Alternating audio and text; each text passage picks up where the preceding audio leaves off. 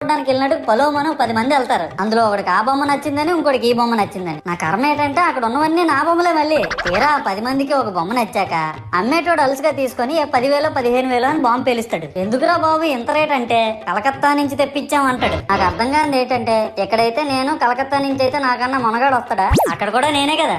ఇలా నన్ను బజార్లో పెట్టి బేరం ఆడి నా మొహానికి ముసుగేసి వ్యాన్ ఎక్కిస్తారు. ఆ వ్యాన్ డ్రైవర్ గాడు నేను ఉన్నానని కూడా చూడకుండా ఏదో ఆలోచించుకుంటూ డ్రైవ్ చేస్తా గతకల్లో గబ్బి గుబ్బి అని తీసి నా కాల్లో చెయ్యి ఎరగొట్టేస్తాడు. ఈ విషయం చందాలు ఇచ్చిన చిన్నోళ్ళకి తెలిస్తే మళ్ళీ ఇరిగిపోయిన బొమ్మ పెట్టకూడదని ఏ బొమ్మ రాసి కవర్ చేసేస్తాడు. సరేలే జరిగిందేదో జరిగింది, నా భక్తులే కదా కూల్ బ్రో అని చిల్లయ్యే లోపు నన్ను పందిర్లో పెట్టి ముసుగు తీసి నాకన్నా పొడుగున్నే సౌండ్ బాక్సులు 2 నా చెవులు పక్కన పెట్టి డీజే గణేష్ బ్రో అని చెప్పి నా పాటలను కూని చేస్తారు. సరేలే పిల్లలు కదా ఇప్పుడు కాకపోతే ఎప్పుడు ఎంజాయ్ చేస్తారు, కాసేపట్లో పూజ స్టార్ట్ చేస్తారని వెయిట్ చేస్తా ఉంటే ఆ 5 రూపాయల వ్రతకల్పన బుక్ చూస్తే ఎక్కడ లేని కోపం వస్తుంది. ఏరా నాకు అర్థం కాదు, ఎన్ని సంవత్సరాల నుంచి